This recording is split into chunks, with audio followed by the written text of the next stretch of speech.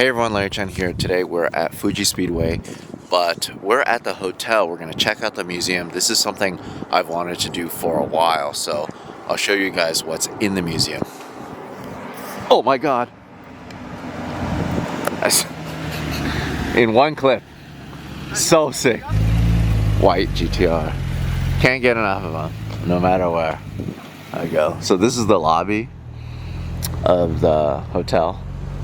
This is where you check in, but what a place. Like, this really is a dream for any car enthusiast. If you come to Japan and if you're checking out Fuji Speedway, you have to go here, or you can also stay here. I've never stayed here. Maybe next year I'll stay here before our top rank track day.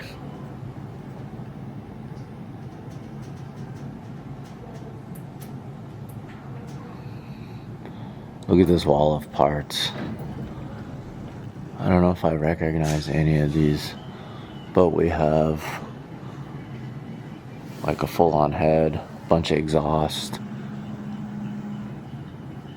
control arms, clutches, brake calipers, manifolds, everything. Exploded Motorsports. This is such a cool art piece. Drift. That might be my favorite thing.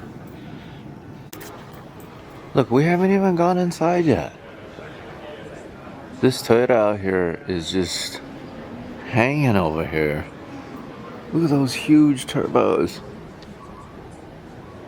I've just never seen a car displayed this way. This must have been fully restored because the bottom side of this, I'm sure, was probably destroyed, or at least really scratched up. Look at this. They didn't even think back then to have this countersunk. Like, the bolts are just hanging out there. This is what I'm talking about. Like a museum with cars that I can relate to. Without a doubt. If you guys are coming to Japan and if you're into cars, people message me all the time asking me what to do. This is one of those things that you have to do. You have to come to the museum and check out all of the cool cars they have on display here. This is a car that I've seen many times. I absolutely love the fact that they left the damage here. But it's polished out so nice. It's like they're preserving the damage, but it's clean, I guess. It's very shiny. I love that iconic painting of Mount Fuji just right on the hood. Oh, look at the shifter. There's no room in this thing. Wait, what's interesting to me is that there's another seat. It makes me wonder if that's due to the rules. But it is right-hand drive. But what's weird is it's right-hand shift, even though it's right-hand drive. Whoa, look at the back. Got enough airflow back here? Look at this. Yikes. Can I just also point out how simple the liveries were back then? Or lack thereof. Looks like it's just a bunch of tape that they just put on. This thing looks absolutely wild. The Toyo Pet. It looks like a kid drew a race car and then they made it in real life. This old Honda F1 car. Really cool to see here. I guess it's won 4th place in the German Grand Prix 1967. In terms of car design, I think the Lancia Stratos is probably one of the coolest looking cars. The fact that this is a 2-wheel drive rally car still blows me away. It's basically just like a wedge, like a doorstop, but it's so pretty looking. It's so aggressive. I love it with the light pods too. And with the lights up. Man, this thing looks so good. They got a Renault 5 Turbo. Another car that we never got in the US. I think a lot of people have imported them to the US. But yeah, we never got the R5. This is cool. Whoa, this was just at Goodwood Festival Speed this year. But those look like tech stickers or scrutineering stickers that they're trying to preserve by putting like a piece of plastic on the backside so they don't fall off. We got one of the old IMSA GTP cars. I love the way they're displaying this. You can see the engine and they have the clamshell in the back just propped up. This has just got to be so wild to see race. Now this is a car that I was not expecting to see here. We got a NASCAR Cup car from 2008. I guess this is a replica. Although European cars dominated in the early days. 1981 Audi Quattro. This thing is just so iconic. Absolutely love the way it looks. Love the livery. I also love the fact that our buddy David Heckel is still competing in one of these at Pikes Peak today. The Lancia Delta S4 is such a crazy Group B rally car, and I had no idea that these were supercharged and turbocharged, so compound charge. They can make up to 600 horsepower, probably more if they turned out the wick. But this is one of the last of the Group B rally cars. All-wheel drive. So nuts. I could not imagine how this thing sounds. One of the things that I really appreciate about this existing is that it gives another reason for people to come to this area, because it's one thing to come to an open track day or an event that's happening at Fuji Speedway, but this is just another destination. And you don't even have to stay at the hotel. I think that is so cool. Just to come here, check out the cars. I know they rotate these cars quite often in terms of racing liveries. It does not get more iconic than the Marlboro livery. You have this Kenya winner. This old Toyota. It's funny, it just doesn't look right with those brand new wheels and tires. But I'm assuming it's probably because they took it out and actually drove this. This is an interesting structure that looks like they built to protect the front end a little bit, but also they're able to mount the lights on it, and the tow points are on this also. What's crazy to me is that that's enough to tow the car. I feel like that would break off if it gets stuck in some deep mud or something. Colin McRae's 555 Subaru. So I didn't really understand what 555 was, because we never got that brand of cigarettes in the US, but it's super popular in Asia and Southeast Asia. I'm assuming they're not really around anymore because I haven't seen it, or maybe they changed to a different brand name. But in terms of Subaru livery, it is just so iconic. Looking at this Celica GT4 just gives me the chills. I've seen so many pictures of this car, but to see it in person is so cool. But the snorkel setup is what really stands out to me. What kind of deep water were they going into where they need a snorkel that goes all the way up to the roof? What's funny is the snorkel is even the same level as the air intake for the cabin for fresh air, but I'm assuming that a lot of this is to make sure it doesn't get as much dust in the engine.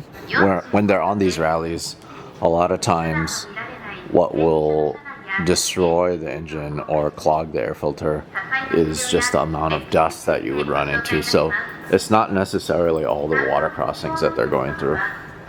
Check out this front cowcatcher looking brace. It's interesting because I'm assuming that it's to keep branches, sticks, and whatever out of the engine compartment, but they still need a lot of airflow, so it's like this grill. Whoa, this is so cool. Look, there's a sign that's warning people that this vehicle is left-hand drive, not right-hand drive. I guess that's for if somebody wants to pass from behind. They at least know that the driver doesn't have the best view. Now we're going to step into the Le Mans display.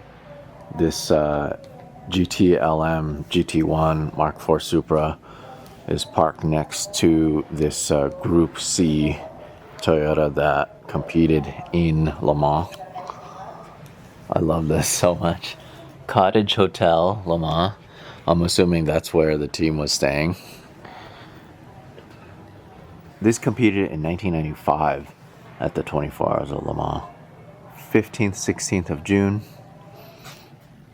in GT1 class. I could only imagine driving something like this 10/10ths. It's got to be such a handful. Especially because you still have to shift your own gears. This is without a doubt the coolest display here. I love the fact that they have the headlights on for both of these vehicles. The iconic, most iconic Mazda 787V, 1991, first ever Japanese car manufacturer to win the 24-hour Le Mans. It's incredible to see this in person. What's also amazing to me is how small it is.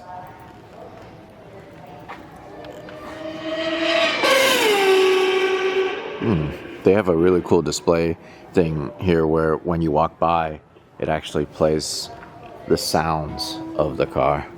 And I see the speakers are hidden right next to the wheels. Here's a four-rotor engine that they ran in the 787B, the R26B. 700 horsepower. I had a model of this as a kid, the TS020, 1999 Toyota GT1. Toyota had so many close calls in terms of almost winning the 24 Hours of Le Mans, but of course the key word there is almost. And they ended up being the second Japanese manufacturer to win in 2018. But unfortunately, by then, Porsche, Audi, pretty much most of the manufacturers left. A lot of people downplay the Toyota win, but I still think it is something else to even just finish that race, let alone finish in first. So I've never seen the 787B or the Toyota GT1. It's so cool to see it here, but also lit up. I'm assuming they're just supplying power to it so the headlights and taillights can run. And now that I look at it, it probably has to do with a lot of the aero. This is almost a decade later, and it just has so much more aero, and it is so much bigger than the 787. I also love the fact that they're displaying this with the clamshell open so you can see the engine. Whoa.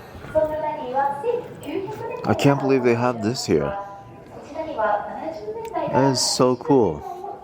So it's HKS's Japan demo car that Taniguchi drove. So I did have a chance to see this a couple years back at HKS. Yesterday, I had a chance to ride with Taniguchi in his S13 at a drift event, which was such a pinch me, I must be dreaming moment.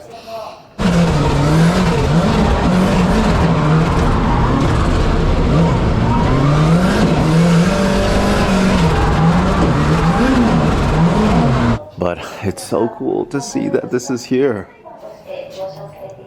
This is one of the cars that I did not expect to be here at all. This may have to do with the Toyota influence, because Toyota does own Fuji Speedway, and I think, correct me if I'm wrong, Toyota owns this hotel as well. But it also may have a lot to do with the fact that HKS is just around the corner in this Mount Fuji area. This is one of the few streetcars that they have here in the museum, NSXR. It's just cool to see one in such good condition here on display. I will always love the NA1 NSX. I think it's such a beautiful looking car and it's so ahead of its time. So it's really cool to see that they have one here. This is interesting. I've never ever seen a 2000 GT race car. 1966.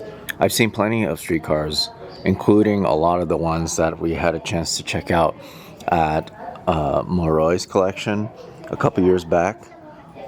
One that we shot for the Haggerty channel. He has 11 of these in all different configurations. So to see this in race car form is so cool. It's very simple, it looks like, and it's really just stripped down. This is really neat. This is something that's unlike the street car. It doesn't have pop-up headlights, but it has this duct to get more air into the intake. However, the bumper lights are in, which I think is probably my favorite design element of the 2000 GT. Unfortunately, this is a replica, but it's still so cool to see something like this here. So this R32 Group A GTR is something that I have a lot of history with because my first ever Hot Wheels model and 2-pack was with my H3 1990 R32 and also with this. Back in 2020, I did have a chance to shoot this at the base of Mount Fuji at the HKS facility. And at the time, it was fully restored and it was barely running. They started it for us and they revved it. It was just not in such good condition. But since then, I know they refreshed a lot of it. They sent it to the US for a little bit of a tour where I had a chance to do a recreation of the 2-pack in real life, like a Big Little. And then now I guess it's in Japan. But it's interesting because this is just so close to HKS, so it did not have to travel very far to get displayed here. In my opinion, the Tyson and the Cowsonic and this are the 3 Group A R32 GTRs that are the most iconic. When you look at it more too, it's amazing to me how simple it really is and how much of the car is stock. This is really cool. Wed Sport Corolla 11 from 1988. I just look at the inside and I just see how simple this really was as a race car. All of the windows are glass. So much of this is basically just the stock car with a couple safety things. The dash is mostly stock. It's all gutted. There's a fire suppression system. But other than that, it's pretty much stock. This is a car I've never seen before. It's a Mark III MA70 Supra from 1987. This was a JTCC race car. Competed in the Japan Touring Car Series. This is cool to see on display, but I'm sure it's bittersweet for a lot of Toyota fans. Toyota was trying for so long to do well in F1, and they've just had such a crazy history. They've never really had a chance to crack the code to perform at a high level in F1. They never did get a win under the Panasonic Toyota team, but they got a bunch of second places. Well, I hope you guys enjoyed the quick tour through here. I urge you guys to come here on your own because they're always changing the exhibits. Can I just point out one thing that is so awesome? Of course, this is the top side of that Toyota that was hanging right here in the lobby. But instead of using gravel for just filler that's surrounding this, it's just nuts and bolts. Like, how cool is that? They've thought of so much to theme this place out. It is unbelievable. I cannot believe a place like this exists for us motorheads. Thank you so much for watching. If you guys like what we do, please subscribe. We would love to get to 1 million subscribers. And see you guys in the next Japan video.